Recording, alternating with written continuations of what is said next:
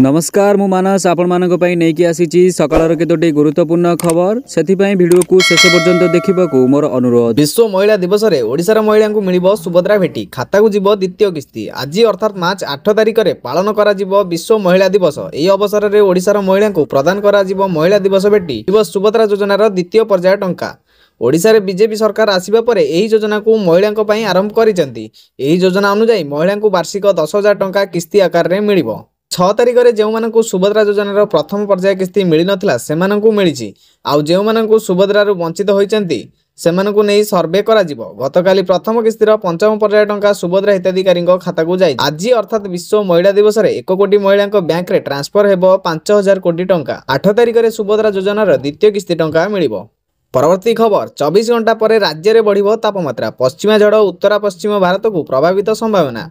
आंचलिक पाणीपाग केन्द्र बुधवार पूर्वानुमान करिछि जे आगामी 24 घंटा पर अनेक जिले में दिनर तापमात्रा रे 3 ରୁ 4 डिग्री सेल्सियस वृद्धि घटिबो। पाणीपाग केन्द्र कहिछि जे आगामी 9 तारिख रु पश्चिमा झड़ उत्तर पश्चिम भारत को प्रभावित संभावना रहिछि।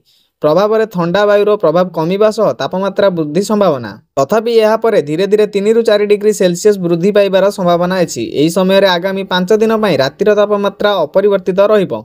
आगामी 24 घंटा मध्य समग्र ओडिशा रे सुखिला पाग रहिबार संभावना अछि। भुवनेश्वर एवं एहार आखपाख अंचल रे सर्वाधिक एवं सर्वनिम्न तापमात्रा यथाक्रमे 37 डिग्री सेल्सियस एवं 23 डिग्री सेल्सियस रहिबो बोली आशा करा जाउछि। गुरुवार बौद्ध रे राज्यर सर्वाधिक तापमात्रा 38 डिग्री सेल्सियस रेकर्ड करा जाइछि, जेतेबेले भुवनेश्वर रे सकाळ 8:30 सुधा सर्वाधिक तापमात्रा 30.4 डिग्री सेल्सियस रेकर्ड करा जाइछि। परवर्ती खबर जहाकू देखो समस्ते थंडारे पीड़ित थरे काश हेले मासे जाए रहुची प्रभाव। ओडिशा को आसीथिबा एई काश लहरी चिंतार कारण हेलानी।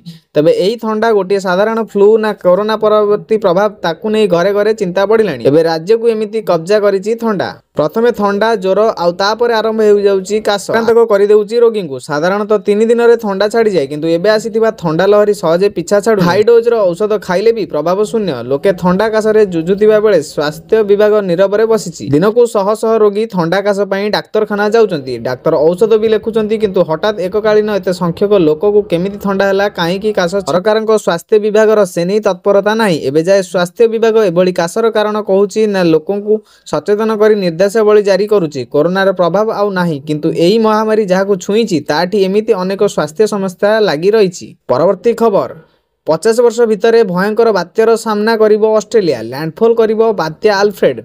ऑस्ट्रेलिया पूर्व तटरे माड़ी आसुची बात्या आल्फ्रेड। छानिया होई पड़िचंती लक्षाधिक लोक।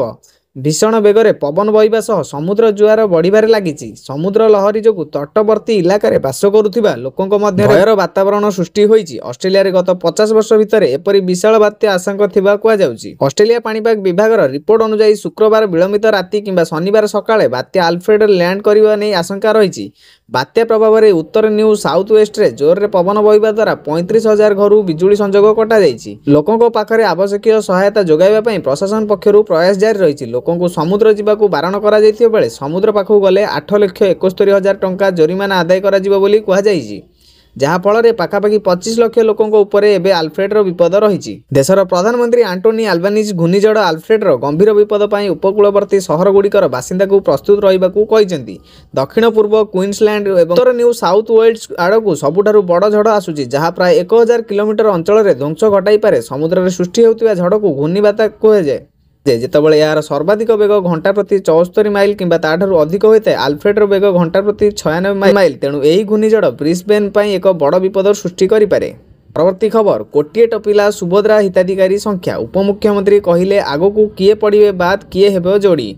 सुभद्रा योजना आरंभ कला बेले बीजेपी सरकार जो टार्गेट रखिथिले आज पंचम पर्याय से लक्ष्य को पूरण करिसेंती। कारण आज 2,34,000 हिताधिकारी को मिसेई मोट 1,64,000 हिताधिकारी खाता रे पहुंची सुभद्रा सहायता।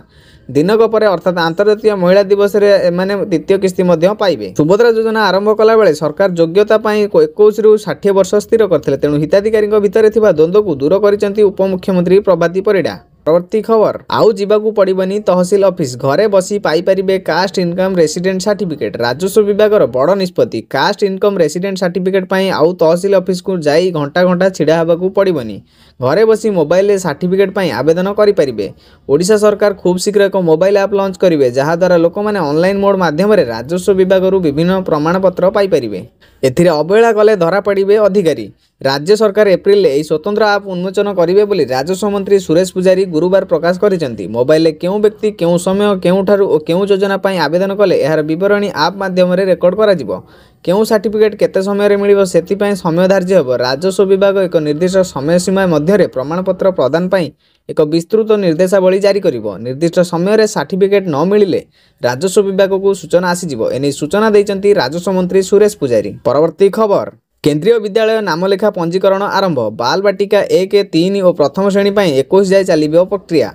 केंद्रीय विद्यालय नामलेखा आरंभ जो बालबाटिका 1, बालबाटिका 3 और प्रथम श्रेणी नामलेखा पंजीकरण आरंभ होईछि। ऑनलाइन पंजीकरण लगी 21 तारिख राति 10 जाए सुजोग दियाजिवो। सेहीपरि बालबाटिका 2 और द्वितीय श्रेणी रु दशम श्रेणी नामलेखा पंजीकरण एप्रिल 2 रु आरंभ हेबो। एहा एप्रिल 11 जाए चलिबो। प्रथम श्रेणी नामलेखा प्रथम प्रोविजनाल तालिका मार्च 25 रे प्रकाश पाइबो। प्रथम श्रेणीर नामलेखा पिला को निश्चित भाव 6 वर्ष होइथिबा आवश्यक बोली कुहा जायछि। सेहीपरि बालबाटिका 1 और 3 26 तारिख रे तालिका प्रकाश हेबो। बळका सीट रे नामलेखा एप्रिल 2 तारिख रे द्वितीय प्रोविजनाल तालिका प्रकाश पाइबो। सेहीपरि तृतीय प्रोविजनाल तालिका एप्रिल 7 तारिख रे प्रकाश पाइबो। आईटीआई वर्ग रे नामलेखा द्वितीय विज्ञप्ति एप्रिल 7 रे प्रकाश पाइबो। एथिरे आईटीआई एससी एसटी ओबीसी पंजीकरण 8 रु आरंभ होई 14 तारिख जाए चलिबो। 14 रे नामलेखा योग्य तालिका प्रकाश होई 23 रु 28 भितर नामलेखा हेबो। तेबे एही वर्गर नामलेखा संपूर्ण भाबे ऑफलाइन रे हेबो। परवर्ती खबर, आसुची की महाविपद। श्रीमंदिर रे तळकू खसिला नीलचक्र बाना।